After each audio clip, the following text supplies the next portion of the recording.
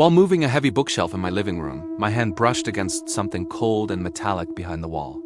At first, I thought it was just part of the old house's framing, rusted and forgotten. But then I realized it was a small, oddly shaped handle. It wasn't supposed to be there. My heart started to race.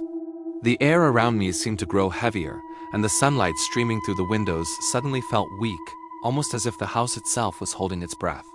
I pulled the bookshelf aside, my hands trembling slightly, revealing the full outline of a hidden door. It was narrow, barely noticeable, perfectly camouflaged to blend in with the old wallpaper. The handle was cold, rough, and worn, as though decades of hands had never actually opened it. I hesitated, staring at it, feeling a strange pull, like it was calling me to uncover whatever lay beyond. I took a deep breath and grasped the handle.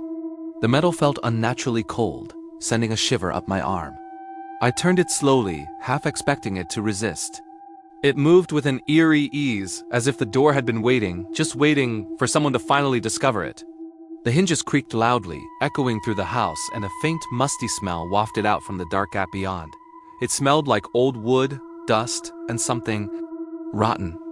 The door opened into a narrow hallway, pitch black, stretching further than the walls of my house should allow. I stepped in cautiously, every nerve in my body screaming that I shouldn't. My phone barely lit the path, casting shadows that moved strangely along the walls. The air was colder here, heavy and stale, carrying a faint whisper I couldn't quite understand. I told myself it was just my imagination, that the house was old and creaky. But even as I said it, I could feel a presence watching me from somewhere deep in the darkness. I moved forward slowly, my hand brushing against the wall for balance. The hallway seemed impossibly long, twisting and turning in ways that didn't match the floor plan of the house. With every step, the whispering grew louder, though I still couldn't make out the words. It wasn't a human voice, it was deeper, resonating in my chest, vibrating in a way that made my teeth ache. At the end of the hallway, I found another door. This one was different, older, blackened, almost burned-looking, with strange markings etched into the wood.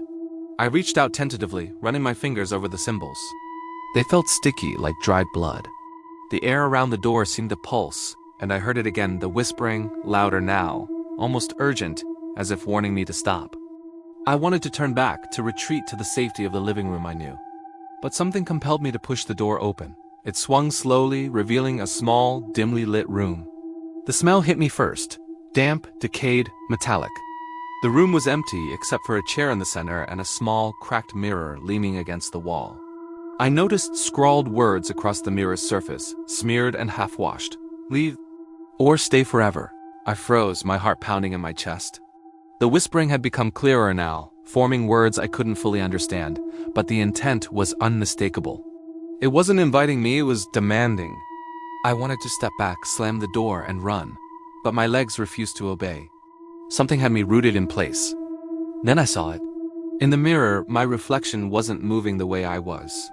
My head tilted, but the reflection stayed straight. My hand lifted, and the mirror's image remained still, watching me with eyes that weren't mine. A low, guttural laugh echoed around the room, though I was alone. I stumbled backward, bumping into the wall. The chair in the center of the room began to rock slowly, on its own, as if some invisible force was moving it. Panic set in. I turned to run, but the door slammed shut behind me, the handle rattling violently as if something were on the other side, trying to enter. The whispering became shouting, a cacophony of voices screaming my name. My breathing quickened. Sweat poured down my face. I tried the handle, but it wouldn't budge. I was trapped. I looked back at the mirror again. My reflection had moved. It grinned at me, a cruel, unnatural grin that twisted its features into something monstrous. It reached out, its hands stretching through the glass like it had a life of its own. I stumbled backward, tripping over the chair, scraping my hands and knees on the floor. The room felt like it was closing in, walls shrinking, darkness crawling over the corners. I remembered the words on the mirror. Leave! Or stay forever! I screamed, pounding on the door, begging whatever was inside to let me go. The whispering became a deafening roar, surrounding me, pushing me toward the center of the room. I felt something cold brush my arm, fingers, claw something real and unseen. I'd bolted for the door, slamming my shoulder against it with all my strength. The wood groaned and shivered, but didn't give. Desperation took over. I searched the room for another way out. The mirror's reflection was gone, replaced by a darkness that seemed to breathe and move. The chair toppled over violently on its own, scattering across the floor. My heart raced uncontrollably. I knew I had to escape before it was too late. Then, in a moment of blind luck or divine intervention, the door handle turned slightly. I seized the chance and pushed with every ounce of strength I had. The door creaked open just enough for me to slip through, tumbling back into the dark hallway. I didn't stop running until I was back in my living room, the bookshelf blocking the hidden door again. My chest heaved. My hands were raw from the struggle. I couldn't believe what I had experienced. The hidden room, the mirror, the reflection that wasn't mine.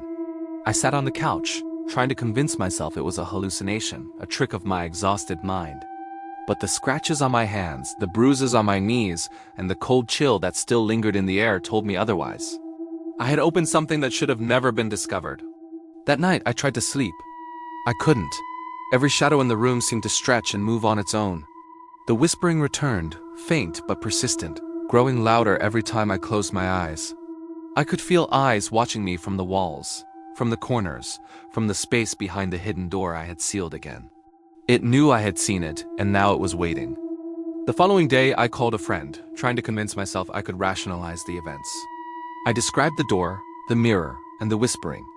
She laughed, saying old houses creak and make noises, that mirrors sometimes play tricks with light. But I knew better. I could feel it in my bones. It was alive, waiting. I couldn't ignore it. Weeks passed, and I avoided the living room as much as possible. Yet every time I walked past the bookshelf, I felt a pull, a subtle tug that made my stomach churn. The air would grow cold, and the faint smell of decay would drift around me. I knew it was calling me back, waiting for me to make another mistake. One night, I woke up to a sound that made my blood run cold. A soft scraping from behind the wall. My heart hammered. I stayed perfectly still, listening. The sound continued slowly, steadily, like something was shifting just behind the surface. I wanted to leave, but my feet felt glued to the floor. The next day, I decided to investigate further. Armed with a flashlight, I moved the bookshelf once again. The hidden door stared at me, waiting. I didn't want to open it, but curiosity clawed at me. I placed my hand on the handle. It was icy. My fingers tingled as if the metal itself was alive.